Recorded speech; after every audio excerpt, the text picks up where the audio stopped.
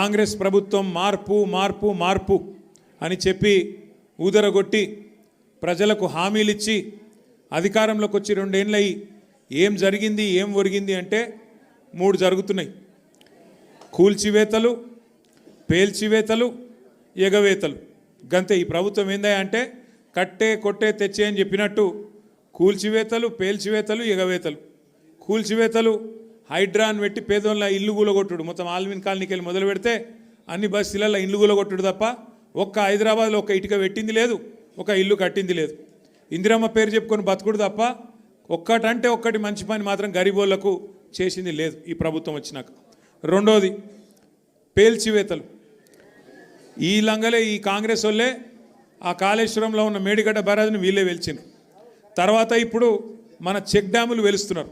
ఒకటి కాదు 2-3 వెలిచిండ్రు ఇప్పటికే. కేసీఆర్ గారేమో కడితే ఈ దరిద్రులు వచ్చిన తర్వాత పేల్చి పారేస్తున్నారు చెక్ డ్యాములు.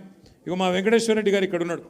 ఆయన ఒక్క కాన్స్టిట్యున్సీలనే కేసీఆర్ గారు దేవరకద్ర, మహబూబ్నగర్, వెనుకబడ్డ నియోజకవర్గం అని చెప్పి పెద్ద ఎత్తున అక్కడ ఒకటే కాన్స్టిట్యున్సీలో దగ్గర దగ్గర 10-20 చెక్ డ్యాములు, 36 చెక్ డ్యాములు కట్టించిండు.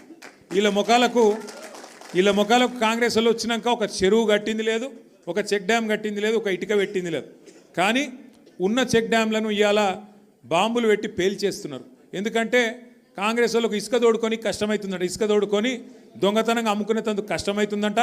నీళ్ళు ఆగితే ఇసుక తీయరాదు కదా, అందుకే నీళ్ళు ఆగకుండా చేసి చెక్ డ్యాములు పేల్చేసి ఇసుక తవ్వుకొని దొంగతనంగా అమ్ముకొని మరి ఢిల్లీకి కప్పం కట్టాలి కదా, ఆ పని చేస్తున్నారు. అందుకే మేము అంటున్నాం ఎగవే